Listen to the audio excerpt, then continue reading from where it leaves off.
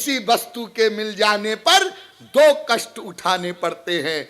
और तीसरी अवस्था, वो वस्तु मिलकर छिन गई, बेटा मर गया, अब तो मां बैठी बैठी रोई रही है।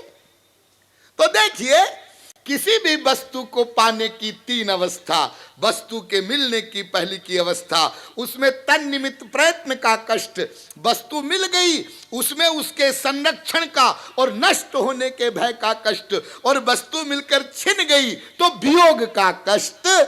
चौथी कोई अवस्था हो नहीं सकती। और इन तीन अवस्थाओं में आप कष्ट ही कष्ट उठाते हैं, फिर बताइए सुख कहां से मिलेगा।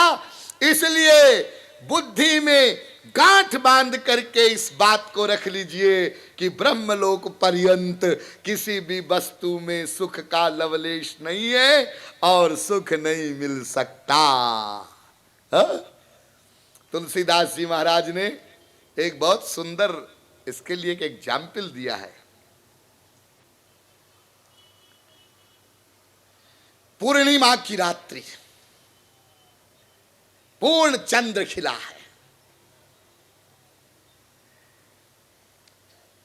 और एक व्यक्ति ने शुद्ध गाय का घी तपाया हुआ एक पात्र में डाला और उस घी में चंद्रमा की परछाई पड़ी। तो व्यक्ति सोचने लगा कि हमने कई प्रकार के पाक बनाए, दूध पाक, गाजर पाक, दूधी पाक, चलो आज चंद्र पाक बनावें। शुद्ध घी है ही है और चंद्रमा इसमें दिख ही रहा है, चलो चंद्र पाक बना करके उसका अनुभव करें, क्या टेस्ट होता है। जरा बुद्धिमान लोग सोचे, क्या वो चंद्र पाक कभी बनेगा, कभी उसका स्वाद आएगा? अरे वहां चंद्रमा है ही नहीं उस घी में, हो चंद्रमा क्या है? तुम क्या सोच रहे हो? अनंत कोटि कल्प तक तुम चंद्र पाक बनाने का प्रयत्न करते रहो, नहीं बनेगा, नहीं उसका कोई स्वाद आएगा। ऐसे ही संसार में कुत्रापि सुख है ही नहीं, तो तुम अनंत कोटि कल्प तक प्रयत्न करो, मिल ही नहीं सकता। अस्तु, जब आपका यह ज्ञान पक्का हो जाएगा तो संसार से आपका राग समाप्त हो जाएगा, अपने आप समाप्त हो जाएगा। राग समाप्त करने के लिए और कोई साधना नहीं करनी पड़ेगी। ठीक ठीक स्वामी जी, ये समझ गए हम अच्छी प्रकार से।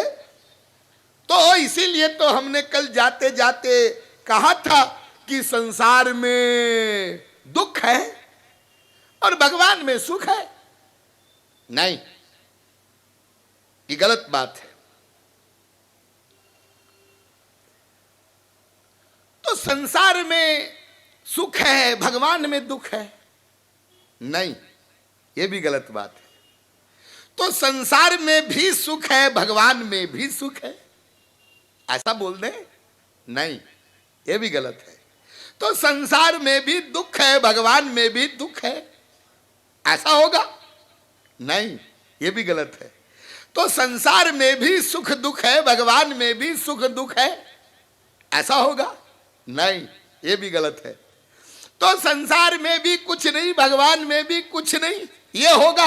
नहीं, ये भी गलत है। सब गलत है।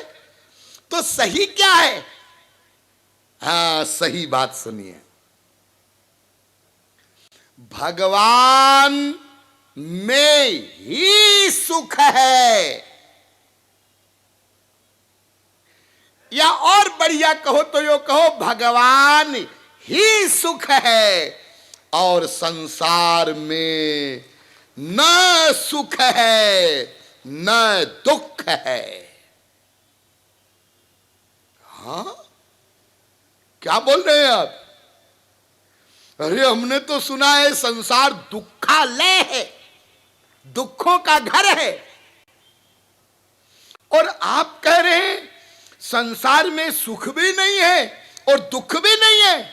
हाँ, भगवान में ही सुख है। इसलिए देखो, याद करो,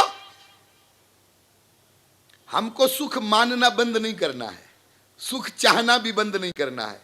सुख है और सुख हमें चाहना है, लेकिन वो भगवान में है या भगवान सुख है। हाँ, और संसार में सुख नहीं है ना, और दुख भी नहीं है ना। साहब फिर हम दुखी क्यों हैं? जब संसार में दुख नहीं है तो हमको दुख मिल क्यों रहा है? हाँ, जैसे भ्रमवश आपको संसार में सुख मिलता है, ऐसे ही भ्रमवश आपको संसार से दुख मिलता है। भ्रमवश। क्योंकि यदि संसार की किसी वस्तु में दुख होता तो वही तीन बातें जो मैंने आपको बताई थी, उससे सबको दुख मिलता, सदा दुख मिलता, समान मात्रा में दुख मिलता, ये लागू हो जाती। तो आप लोग कहेंगे संसार में महाराज दुखी तो सभी हैं। नो नो नो, इसी संसार में सूर, मीरा, कबीर, नानक, तुकाराम रहते हैं, महापुरुष लोग रहते हैं। उनकी संख्या कम है लेकिन रहते हैं। हाँ, उनको पूछो तुमको इस संसार से दुख मिल रहा है? वो कहते ना तो। उमा जे राम चरण रत, विगत काम मद क्रोध, और निज प्रभुमय, देख ही जगत के ही सन कर ही विरोध। वो तो सर्वत्र अपने इष्ट देव का अनुभव कर रहे हैं। सर्वं खल्विदं ब्रह्म ईशावास्यमिदग्वं सर्वं, पुरुष एवेदग्वं सर्वं, नेह नानास्ति किंचन, एकम सद्विप्रा बहुधा वदन्ति। सर्वत्र श्यामा श्याम का सिय राममय सब जग जानी। भगवान का एक्सपीरियंस, एक्सपीरियंस, और भगवान उसका स्वरूप आपने समझ लिया है। आनंदेवाधस्तात् आनंद उपरिष्टात्, आनंद पुरस्तात् आनंद पश्चात, आनंद उत्तरतः, आनंदो दक्षिणतः। जिसके ऊपर नीचे, पूर्व पश्चिम, अंदर बाहर, चारों तरफ आनंद ही आनंद, उसको भगवान कहते हैं। और उसका अनुभव हो रहा है महापुरुषों को इसी संसार में, और वो अपना जजमेंट दे रहे हैं। सर्वा सुखमया दिशा, दशों दिशाओं में सुख ही सुख, आनंद ही आनंद है। तो यदि संसार में दुख होता तो इन महापुरुषों को भी मिलता, लेकिन नहीं मिल रहा है उनको दुख। अरे साहब, हमने महापुरुषों को दुखी करने के लिए बहुत कोशिश किया। अरे गालियां ही नहीं दिया, निंदा ही नहीं किया। आपको पता है तुलसीदास जी महाराज, जिस जमाने में तुलसीदास जी हमारे बीच में थे ना, हमने तुलसीदास को महापुरुष नहीं माना था। किसी ने कहा अरे भाई ये जा रहे हैं, कौन? तुलसीदास। कौन है? बहुत बड़े महापुरुष है। तो हम लोगों ने कहा ये तुलसीदास को तुम महापुरुष कहते हो? इतना बड़ा स्त्री प्रेमी जो सांप को रस्सी समझकर चढ़ जाए और मुर्दे को लकड़ी समझकर नदी पार कर जाए, ऐसे संसारासक्त को महापुरुष कहते हो? ये कैसे महापुरुष हो सकता है? 10-20 लोगों ने भी तुलसीदास जी के जमाने में तुलसीदास को महापुरुष नहीं माना था। काशी के पंडितों ने, ब्राह्मणों ने तुलसीदास जी की रामचरितमानस को चुराने की स्कीम बनाया, उन पर मारक प्रयोग करवाए, इसको मार डालें। हाँ ऐसा है। हाँ वही तुलसीदास जी जिनकी रामचरितमानस की कथा को सुना सुना कर लोगों को आज पूरी इंडिया में हजारों पंडित लोग अपना पेट भरते हैं। पेट भरने के लिए कथा कहते हैं, वही तुलसीदास। उनके जमाने में नहीं माना, बड़ी कोशिश की हमने उनको दुखी करने की। ये सूरदास जा रहा है, हाँ ये कौन है? ये भी बहुत बड़े महापुरुष हैं। अरे ये तो वेश्यागामी है, इसको महापुरुष कहते हो? नहीं माना। गौरांग महाप्रभु के जमाने में एक महापुरुष थे हरिदास, उनका शरीर, वो मुसलमान थे, शरीर से मुसलमान थे, लेकिन श्री कृष्ण भक्त बन गए। तो गुंडों ने हरिदास जी को इतना मारा कि मरा हुआ समझ करके गंगा जी में फेंक दिया। अब तो मर गया ये हम लोगों का नेचर है। जब जब महापुरुष लोग हमारे बीच में होते हैं, हम उनके साथ में ऐसा करते हैं, उनको पहचानते नहीं। जब वो संसार से चले जाते हैं, हाँ फिर जयकार हो रही है, मंदिर बना रहे हैं, जयंतियां मना रहे हैं, जुलूस निकाल रहे हैं, चले जाने के बाद। और जब थे तो ये किया। देखो जिस करोड़ों फॉलोवर हैं, जिस धर्म के आज विश्व में, ईसाई धर्म, हाँ, और क्या किया? जिसने दया करुणा की बातें की, ईसा मसीह को इतनी बुरी हालत, कीले ठोक दिए, क्रॉस पे टांग दिया। इतना सब कुछ करने के बाद भी ध्यान दीजिए, अंदर से उन महापुरुषों को हम दुखी नहीं कर पाए, दुखी नहीं कर पाए, फिर भी वो आनंद में ही रहे। तो यदि संसार की किसी वस्तु में कहीं दुख होता तो इन महापुरुषों को भी मिलता, लेकिन नहीं मिला। और चलो महापुरुषों की बात छोड़ो जी, वो तो हमारी बुद्धि के परे की बातें हैं, लेकिन लॉजिक से समझो। जैसे सुख के बारे में समझा, संसार की किसी वस्तु में दुख होता तो सबको बराबर मिलना चाहिए, सदा मिलना चाहिए, समान मात्रा में मिलना चाहिए। लेकिन एक ही वस्तु से एक व्यक्ति को दुख मिल रहा है, एक को सुख मिल रहा है, एक को कम दुख, एक को अधिक सुख, फिर दुख कहां है उस वस्तु में? अच्छा ठीक है, समझ गए स्वामी जी। लेकिन महाराज ये बताइए, ये दुख जो हमें मिलता है वो क्या है? दुख तो हमको मिलता है संसार में, हाँ मिलता है। तो ये दुख क्यों मिलता है हमको? हाँ बहुत ध्यान से सुनिएगा, ये आपको जो संसार में दुख मिलता है ना, हाँ, ये वो बीमारी है जो आपने स्वयं मोल ले रखी है। बहुत इंपॉर्टेंट पॉइंट है। संसार में जहां से भी आपको दुख मिलता है, उस दुख का रीजन वो वस्तु नहीं है, आपने बीमारी को मोल ले रखा है। क्या मतलब? संसार की जिस वस्तु में जितनी मात्रा का आप सुख मानते हैं, उस वस्तु के नष्ट होने से उतनी मात्रा का आपको दुख मिलता है। और यदि सुख नहीं मानेंगे तो दुख नहीं मिलेगा।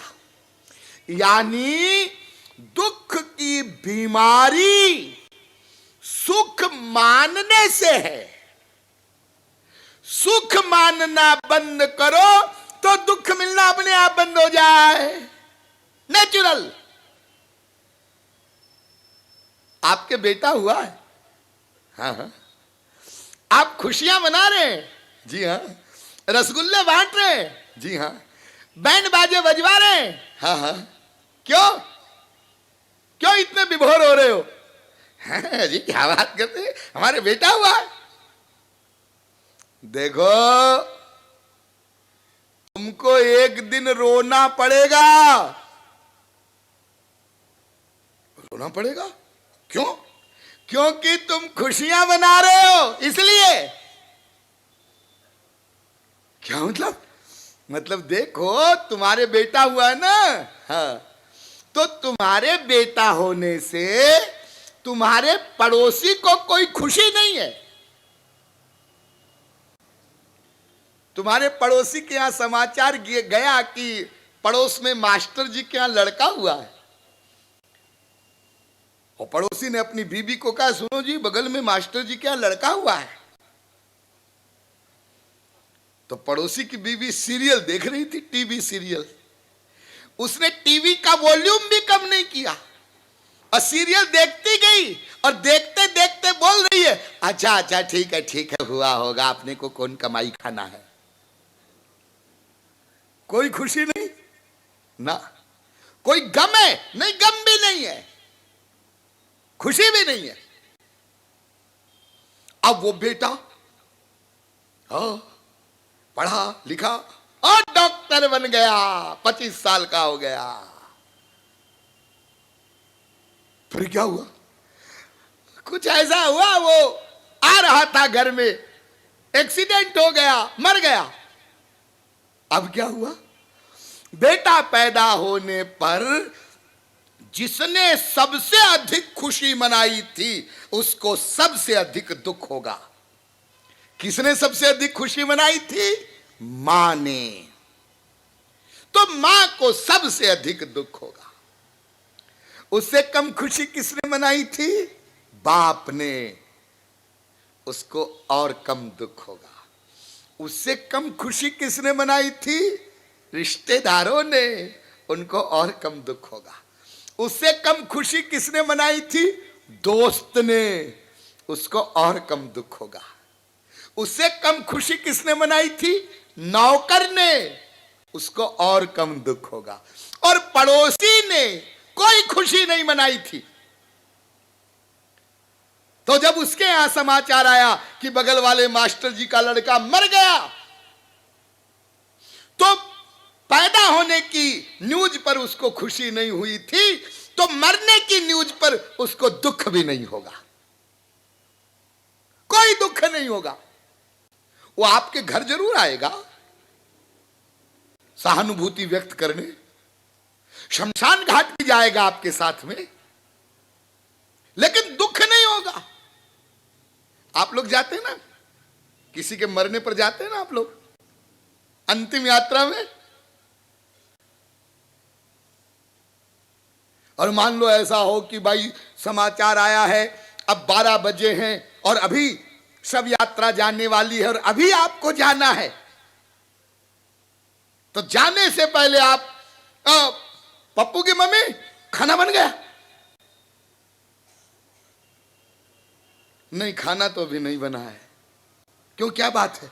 अरे भाई, वो अमुक के यहां वो कोई मर गया है, लोग भी क्या बेटाइम मर जाते हैं, अब वहां जाना पड़ेगा, शमशान घाट जाएंगे, वापस आएंगे, 4 बज जाएंगे, भूखे मर जाएंगे, जल्दी क्या बन सकता है? तो पप्पू की मम्मी ने कहा, कुछ हलवा उलवा बना दूं? बोले जल्दी बना, जो है लड्डू कुछ रसगुल्ला ले आ। बढ़िया नाश्ता करके पेट भर के, और तब आप जाते हैं वहां जहां किसी के यहां कोई मर गया। और जब वहां जाते हैं तो ऐसे मुंह लटका के खड़े हो जाते हैं जैसे सगा बेटा मरा हो। एक्सपर्ट है एक्टिंग करने में, और जाते भुन भुना के, बड़बड़ा के, उसके यहां मर गया, जाना पड़ेगा, जाना पड़ेगा। अरे मत जाओ ना, क्या जरूरी है? नहीं जी, नहीं जाएंगे तो फिर वो बुरा मान जाएगा। तो बुरा मान जाएगा तो क्या हो जाएगा? बुरा मान जाएगा, नाराज हो जाएगा। तो हो जाएगा, नाराज हो जाएगा तो क्या बात है। नहीं जी ये ठीक नहीं है, यदि ऐसे लोगों को नाराज कर देंगे तो फिर हम मरेंगे तो कौन आएगा। अच्छा, तुमको ये भी चिंता है कि मरने के बाद तुम्हारी शव यात्रा में कौन कौन आएगा, हा? और तुम्हें इसकी चिंता नहीं है कि मरने के बाद जब आत्मा शरीर से निकलेगा तो वो कहां जाएगा। तुमको दाह संस्कार की तो चिंता पड़ी हुई है और आत्मा की गति क्या होगी इसकी चिंता नहीं। तो पड़ोसी, ध्यान दीजिए, पड़ोसी आएगा जरूर बेटे की मृत्यु पर, लेकिन उसको दुख नहीं होगा। क्यों नहीं होगा दुख? क्योंकि उसने मास्टर जी के बेटे में सुख नहीं माना, इसलिए मृत्यु पर दुख नहीं मिल रहा है। देखिए आप लोग रोज न्यूज़पेपर पढ़ते हैं, टीवी में न्यूज़ देखते हैं सवेरे सवेरे, आज या वहां पर जोधपुर में 150 लोग मर गए, कानपुर में इतने मर गए, मालेगांव में इतने मर गए, गुजरात में इतने मर गए, और न्यूज़ पढ़ते जाते हैं, हाँ, सुनते जाते हैं, हाँ, और चाय पीते जाते हैं, हाँ, और बोलते जाते हैं बहुत बढ़िया चाय बनी। अरे तुम न्यूज़ सुन रहे हो, वहां 100 मर गए, वहां 50 मर गए, वहां 10 मर गए, तो थोड़ी देर तो दुखी हो, हाँ, जब 2-4-5 मिनट तो मौन रहो। नहीं जी भाड़ में जाए, कौन दुखी हो, क्यों दुखी हो, रोज लोग मरते रहते हैं, हम काहे को दुखी हो। जहां सुख मानते हो वहां से दुख मिलता है। नियम, एक सज्जन गए मुंबई, और वहां वो अपने मित्र के घर में बैठे थे, आराम से गपशप कर रहे थे, टीवी चल रहा था। तो अचानक टीवी पर न्यूज आई, ब्रेकिंग न्यूज,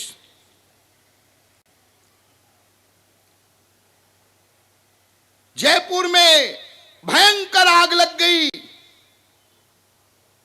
50 मकान जलकर राख हो गए। अब वो जयपुर का, जैसे उसने ब्रेकिंग न्यूज देखी तुरंत बेटे को फोन मिलाया, अरे बेटा मैं क्या न्यूज सुन रहा हूं, जयपुर में आग लगी है, 50 मकान जल गए। तो बेटे ने कहा हाँ पापा बहुत भयंकर आग लगी, ये न्यूज वाले 50 बता रहे हैं 100 मकान जल गए। अच्छा अच्छा तो बेटा वो आग कहां लगी? पापा बनी पार्क में। हाँ बनी पार्क में, अब बनी पार्क में उसका घर। अरे तो बेटा बनी पार्क में तो अपना भी घर है, किधर लगी? बोले पापा अपने मोहल्ले में लगी। अरे तो अपने मोहल्ले में लगी तो किधर कैसे क्या हुआ? पापा आप चिंता मत करो, अपने बगल में जो घर है ना उसके आगे वाले घर तक आग रही, वो जले मकान, अपना वाला बिल्कुल, आप जरा भी टेंशन नहीं करो। बाप ने कहा दोस्त से रसगुल्ला मंगाओ। ये देखो आग लग गई, मकान जल गए, संपत्ति नष्ट हो गई, लोग मर गए, लेकिन उसका घर नहीं जला, उसके परिवार वाले सुरक्षित है, उसको कोई गम नहीं है, कोई दुख नहीं है। लेकिन तुम्हारा घर जल जाता तो, तुम्हारा बेटा बीवी कोई मर जाते तो वही हाय हाय करने लगता। हाँ? क्या मतलब? मतलब वो और जो मकान है उसमें तुमने सुख नहीं माना है और लोगों में सुख नहीं माना है, इसलिए उनके नष्ट होने से तुम दुखी नहीं हो रहे हो। लेकिन जहां सुख मानोगे वो चीज हटेगी तो तुम दुखी हो जाओगे। इसलिए ध्यान दीजिए, ये दुख की बीमारी क्या है? सुख मानने से दुख मिलता है, सीधा सीधा सिद्धांत। आपने कहीं भी सुख माना है संसार में तो आपने दुख को इनविटेशन कार्ड भेज दिया।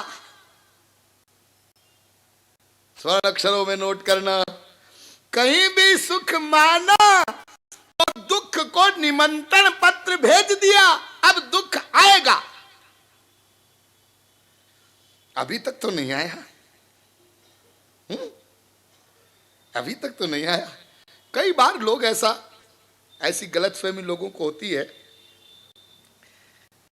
स्वामी जी आप प्रवचन में बताते हैं संसार का स्वरूप स्त्री पति, इनमें सब में आपस में जूता चप्पल और ऐसा होता है वैसा होता है, लेकिन मेरा तो अभी अभी ब्याह हुआ है और हमारा तो सब ठीक चल रहा है, हमारी तो कोई गड़बड़ नहीं है। जूता चप्पल की बातें आप करते हैं, हम तो लाइफ को एंजॉय कर रहे हैं। ठहरो, आएगा आएगा असली रूप, थोड़ा इंतजार करो।